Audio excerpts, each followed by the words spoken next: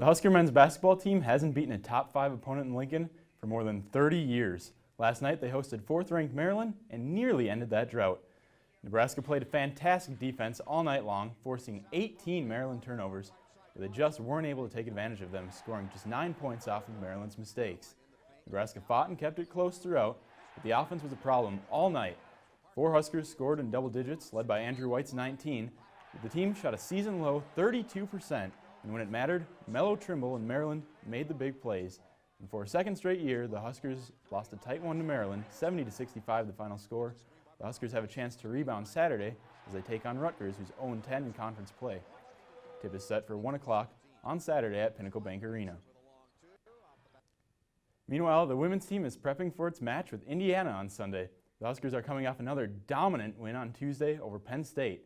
Natalie Romeo continues to be lights out from three-point range. Jessica Shepard controls the interior, and Rachel Theriot is dishing out assists like crazy.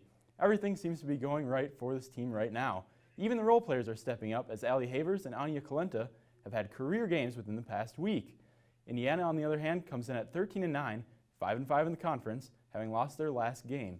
Nebraska will be looking to hand the Hoosiers their first home loss of the season, assuming they don't lose to Iowa tonight. Tip-off is set for 2 o'clock on Sunday. Yesterday was a big day for Mike Riley and his staff as they officially welcomed the 21 members of his first Husker recruiting class. Husker players, both former and current, welcomed the new recruits, with many of them congratulating the commits on social media. The Huskers added the much-needed depth in several areas, especially along the offensive line and the secondary. ESPN ranked Nebraska as having the 26th best class in the nation, 5th in the Big Ten. And if you're excited about the class, the Big Red Bash is tonight. Riley and the staff will discuss his recruits and preview the upcoming season. The Big Red Bash will start in just a few minutes and runs until 7:30 over at the Devaney Center. The event is free to the public.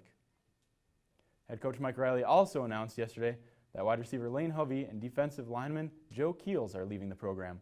Hovey caught 17 passes throughout his 3 years here and will transfer to Montana, while Keels, who just transferred here last year, will head to Eastern Michigan.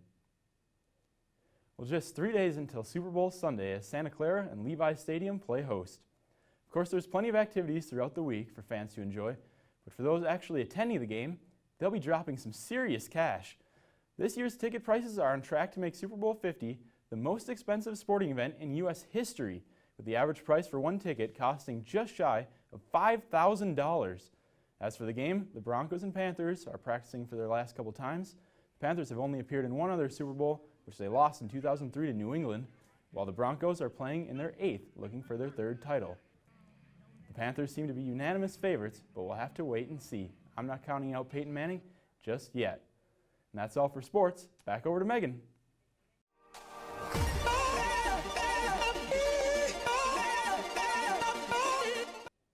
Here at Sports, I'm Josh Skluzacek. The Huskers announced an exciting addition to the schedule today, as the men's basketball team will play a home-and-home series with Kansas starting next year. The Huskers have played Kansas more than any other team in Nebraska history, but the move to the Big Ten paused the rivalry, the last game being played back in 2011. The details are still being worked out, but it appears that Nebraska would travel to Allen Fieldhouse next season before the Jayhawks come to Lincoln during the 2017 campaign. The Huskers' last win against Kansas came way back in 2004. Back to this season, though, the Huskers finished up their prep before tomorrow night's game in Wisconsin. The Huskers snapped their 3-game losing streak on Saturday with a win over Rutgers, but will face better competition in Madison. Wisconsin started the season slow, losing 2 of their first 5, with longtime coach Bo Ryan stepping down shortly after that. The Badgers have gotten it together, winning their last 5, 2 of them against top 20 opponents. They've also won the last 2 meetings against the Huskers.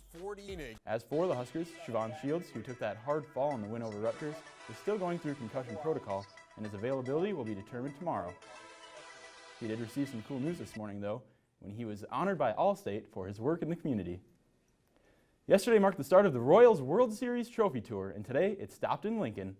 Fans lined up over at the Bob Devaney Sports Center to take a picture of the trophy for the brief 2 hours it was here. Tonight it will be in Omaha from 6 to 8 at a local Hy-Vee, and tomorrow it will head to Grand Island from 10 to noon. The Royals won their first title in 30 years back in November.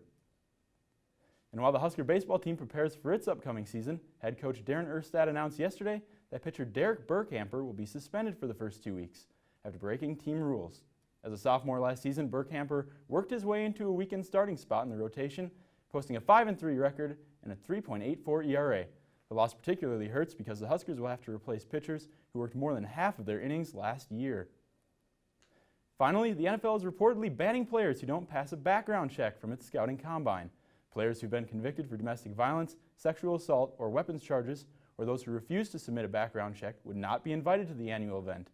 In the statement given to teams today, Troy Vincent, the Vice President of Football Operations, said, quote, "It is important for us to remain strongly committed to league values as we demonstrate to our fans, future players, coaches, general managers, and others who support our game that character matters," end quote. However, the players will still be allowed to participate in regional combines and college pro days. And that's all for sports. After the break, Mecca will have your latest entertainment info.